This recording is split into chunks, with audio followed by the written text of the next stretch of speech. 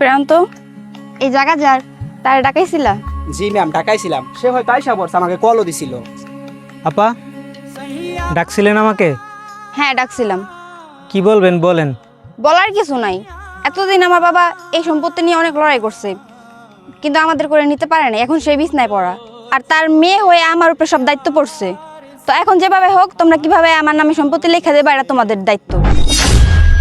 না আপা, এই জায়গা আমি লিখে দিতে পারবো না। যেভাবে হোক আজকের মধ্যে এই সম্পত্তি আমাদের নামে লেখা দিবা। আর যদি না লেখা দাও তাহলে কিভাবে তোমাদের এলাকা ছাড়তে হয় সে ব্যবস্থা আমি করতেছি।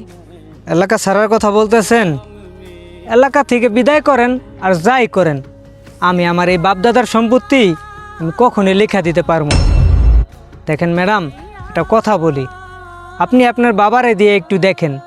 আপনার বাবা মানুষের উপরে অনেক অত্যাচার করছে, অনেক জুলুম করছে। আপনার বাবা তো এতদিন এই জায়গার পিছনে লড়তে লড়তে সে আজ বিছনায় পড়ে গেছে, আর তার বদলে এখন আপনি আসছেন। দেখেন আপা, মানুষ চিরকাল বাইচা থাকে না, মানুষের যে কথাগুলা সেগুলো আজীবন থাকে।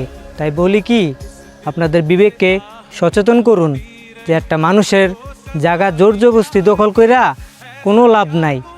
এই জোর জবরদস্তি দখল করতে গিয়া আপনার বাবা আজ বিছনায় পড়ে আছে। এটার দিকে তাকায় অন্তত আপনার এই শিক্ষাটা নেওয়া উচিত যে না, আমার এরকম কাজটা করা উচিত না। তোরা তো নীতি কথা শোনার আমার টাইম নাই। আজকের ভিতর যেভাবে হোক এই জায়গা আমার নামে করে দিবি। আর যদি না দেস, ওই যে বললাম এলাকা ছাড়ার কথা, ওইটাই করতে হবে। এই চল।